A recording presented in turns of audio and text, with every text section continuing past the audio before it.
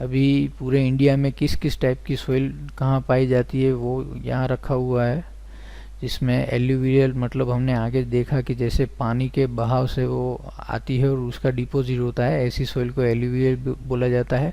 ये black cotton soil है, reddish and yellow, ये इतनी एक्सपेंसिव नहीं होता है। लेटेराइट, लेटेराइट में क्या होता है, वो आयरन सबसे ज़्यादा होता है ऐसी इस टाइप की सोइल में। एरिड मतलब सूखा प्रदेश होता है, बंजर जमीन जिसको हम बोल सकते हैं।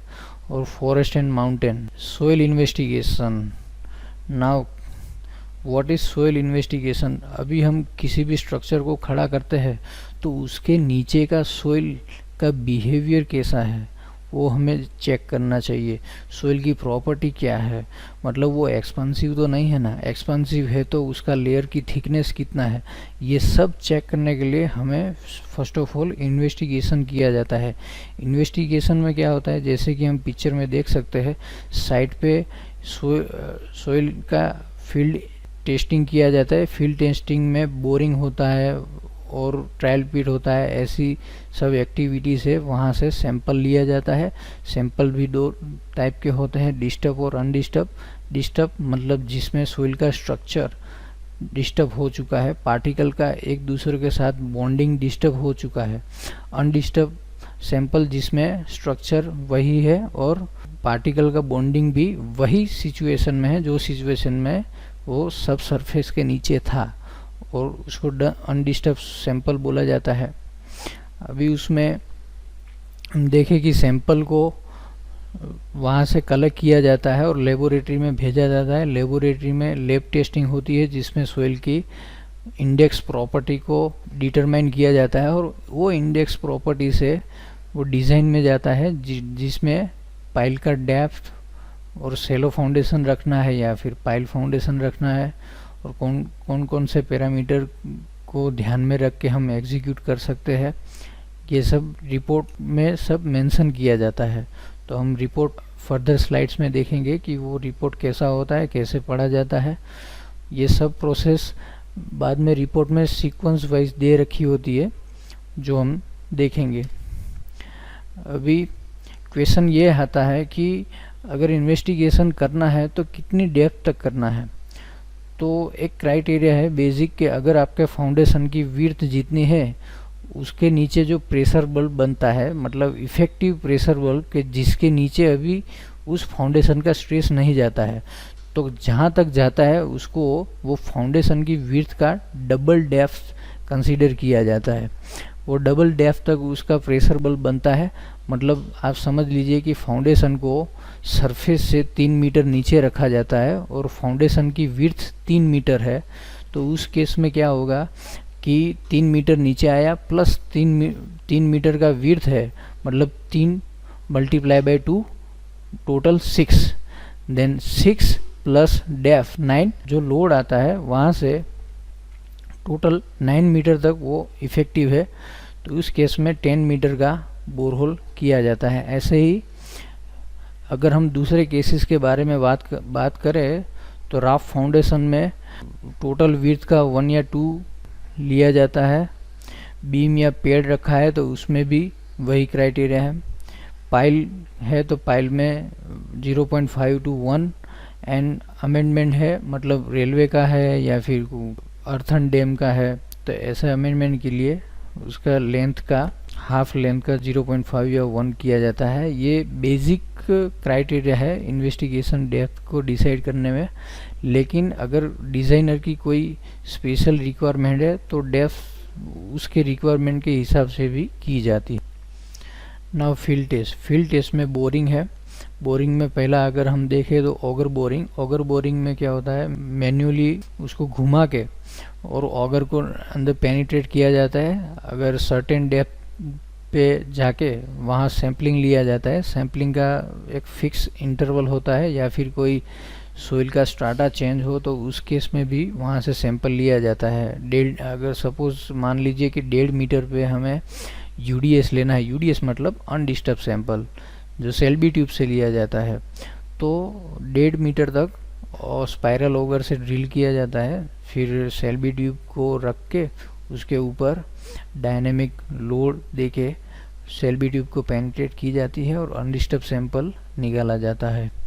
और ऐसे उसको फर्दर ड्रिल करने के लिए वापस ऑगर डाल के ड्रिल किया जाता है। एसपीटी वैल्यू के लिए एसपीटी टूल आगे लगाते हैं और उस पर डायनेमिक लोडिंग दिया जाता है, जिसकी वजह से वो पेनिट्रेट होके एसपीटी वैल्यू निकलती है। ऐसे रोटरी बोरिंग में मशीनरी से ड्रिल किया जाता है और उसमें जैसे कि यूडीएस और एसपीटी का एक्सप्लेनेशन आगे किया हुआ है, वैसे सैम्पलिंग डाल के उसको निकाला जाता है। वॉश बोरिंग में कंटिन्यूसली पानी से आगे बीट होता है, वहाँ से स्पार्क, पानी का स्पार्क निकलता है और वो बोर को आगे ड्रिल करता जाता है। और ऐसे ही वॉश बोरिंग में डिस्टर्ब सैंपल भी निकाला जाता है और अनडिस्टर्ब सैंपल के लिए सेल्बी ट्यूब वगैरह यूज़ करके सैंपल को निकाला जाता है। परक्यूशन ड्रिलिंग में हैवी लोड से इम्पैक्ट करके आगे ड्रिलिंग किया जाता है और सैंपलिंग निकाला जाता है। उसमें कौन कौन सी एक्टिविटी की जाती है, तो स्टैंडर्ड पेनिट्रेशन टेस्ट में एसपीटी टूल नीचे लगाया जाता है और 30 सेंटीमीटर में उसका ब्लोज चेक किया जाता है। 30 सेंटीमीटर पेनिट्रेशन में कितने ब्लोज लगते हैं। ब्लोज की हाइट होती है 75 सेंटीमीटर। 75 सेंटीमीटर से 63.5 kg का वेट ड्रॉप किया जाता है। और ऐसे ही अगर सैम्पलर को 30 सेंटीमीटर का पेनिट्रेशन चेक किया जाता है, लेकिन उसमें क्या है, टोटल 45 सेंटीमीटर तक उसको पेनिट्रेट किया जाता है। ऊपर के जो 15 सेंटीमीटर है उसको नहीं गिना जाता और नीचे के जो 30 सेंटीमीटर होते हैं उसको SPT value as a SPT value हम प्रेजेंट करते हैं। एसपीटी वैल्यू में जो सैंपल आता है वो डिस्टर्ब होता है और वो टूल 2 पार्ट में डिवाइड होता है और बीच में से जो सैंपल निकलता है उसको कलेक्ट किया जाता है और टैगिंग किया जाता है।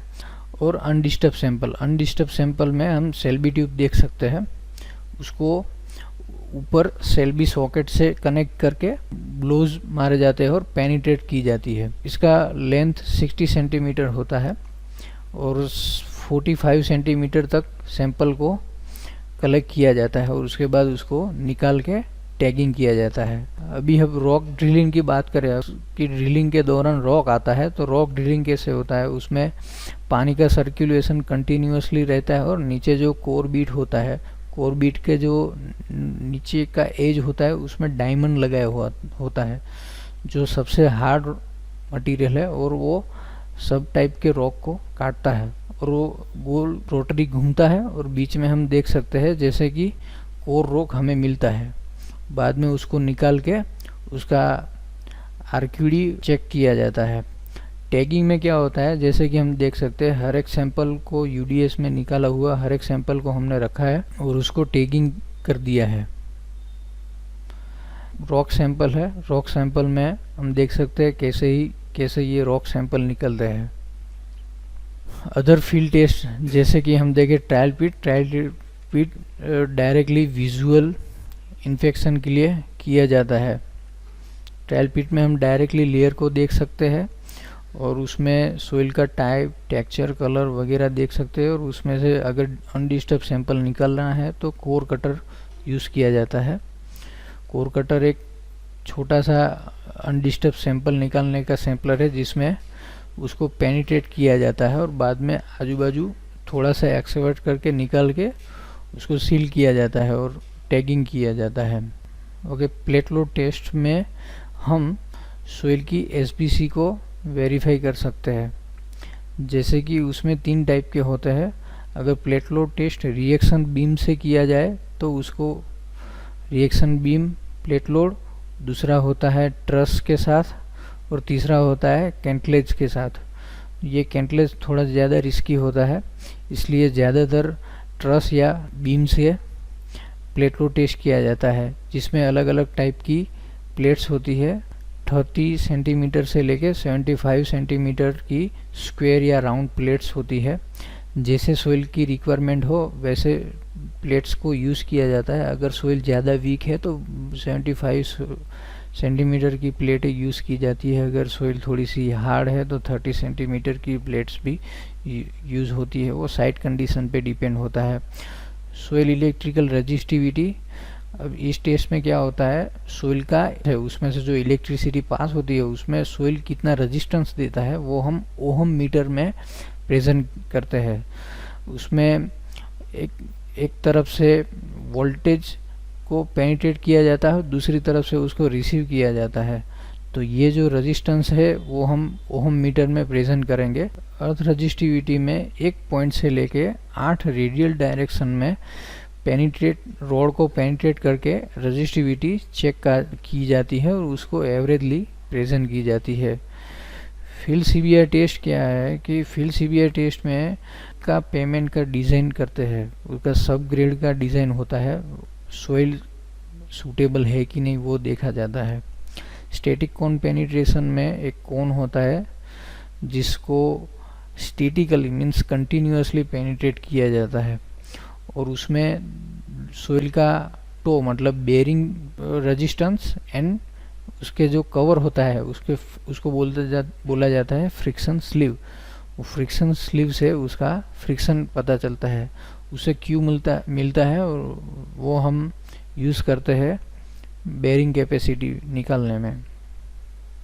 अगर C5 वैल्यू नहीं है कोहेजन और 5 वैल्यू से भी हम बेरिंग कैपेसिटी को निकालते हैं और स्टैटिक कोन पेनिट्रेशन से भी SBC प्रेजेंट कर सकते हैं, लेकिन जो C5 वैल्यू से प्रेजेंट होती है वो SBC ज़्यादा एक्चुअल होती है।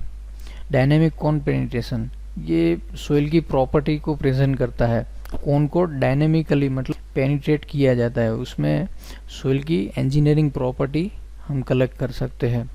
फील्ड परमिएबिलिटी टेस्ट में ये सोइल कितना परमिएबल है वो चेक करने के लिए फील्ड परमिएबिलिटी टेस्ट किया जाता है। वो दो टाइप के होता है, pump in test and pump out test. Pump in test में एक्सटर्नली वाटर पेनिट्रेट किया जाता है और वो कितने टाइम में कितना पेनिट्रेट होता है वो चेक किया जाता है। और पंप आउट टेस्ट में आजू बाजू अगर वाटर टेबल ऊपर है तो वो वाटर टेबल में से बोर में कितना पानी कलेक्ट होता है वो चेक किया जाता है। वो दोनों तरह से परमिएबिलिटी चेक की जाती है, लेकिन ज़्यादातर पंप इन टाइप की परमिएबिलिटी टेस्ट किया जाता है। उसमें भी पैकर्स अगर हम यूज़ करें तो पैकर्स से सर्टेन डेप्थ का स्ट्राटा का क्या परमिएबिलिटी है वो भी चेक किया जाता है। लाइक कोई एक स्ट्राटा है वो ग्राउंड से लेके 1.5 मीटर तक, उसके नीचे अगर सैंडी टाइप का स्ट्राटा आता है तो ऊपर का सोइल का स्ट्राटा है उसकी परमिएबिलिटी चेक की जाती है, और सैंडी टाइप है तो उसका दोनों ऊपर वो लेयर के ऊपर और नीचे पैकर लगा के बीच में पानी भरा जाता है ट्यूब से और उसका परमिएबिलिटी भी चेक किया जाता है। नाउ ब्लॉक वाइब्रेशन टेस्ट, उसमें सोइल का डायनेमिक प्रॉपर्टी चेक किया जाता है और जो ब्लॉक फाउंडेशन रखा जाता है या फिर कोई मशीनरी जो वाइब्रेट होने वाली है उसका फाउंडेशन अगर डिज़ाइन करना है उस केस में सोइल के डायनेमिक प्रॉपर्टीज़ जो निकाली हुई है वो डिज़ाइन के लिए यूज़ की जाती है। क्रॉस होल टेस्ट में भी सोइल की डायनेमिक प्रॉपर्टी मिलती है, जिसमें 3 बोरहोल होता है। एक सोर्स बोरहोल होता है जिसमें ट्रिगर रखा जाता है, वो ट्रिगर से शियर वेव जनरेट होता है, और बाकी के जो बोरहोल होता है उससे इक्वल डिस्टेंस पे रखे जाता है। लाइक 3 मीटर के डिस्टेंस या 2 मीटर के डिस्टेंस, जैसे रिक्वायरमेंट हो ऐसे बोरहोल इक्वल डिस्टेंस पे रखे जाते हैं और उसका जो शियर वेव है उसका मेजरमेंट कलेक्ट किया जाता है। क्रॉस होल से हम सर्टेन डेप्थ तक और अलग अलग इंटरवल पे रख के उसका डायनेमिक प्रॉपर्टी चेक कर सकते हैं, जबकि ब्लॉक वाइब्रेशन का ऊपर से सर्टेन लिमिट डेप्थ तक ही हम डायनेमिक प्रॉपर्टी निकाल सकते हैं। मतलब सेलो फाउंडेशन के लिए अगर डिज़ाइन करना है तो ब्लॉक वाइब्रेशन सूटेबल है, अगर सर्टेन डेप्थ मतलब 20 या 25 मीटर तक की अगर डायनेमिक प्रॉपर्टी चाहिए तो क्रॉस होल टेस्ट किया जाता है। Next vane shear test. Vane shear test से हम सोइल का शियर स्ट्रेंथ डायरेक्टली निकाल सकते हैं। एक दूसरे के परपेंडिकुलर 2 ब्लेड्स होते हैं जिसको वर्टिकली पेनिट्रेट करके घुमाया जाता है और उसमें जो टॉर्क प्रोड्यूस होता है, टॉर्क के हिसाब से हम फॉर्मूला में लगा के उसका स्ट्रेंथ चेक कर सकते हैं।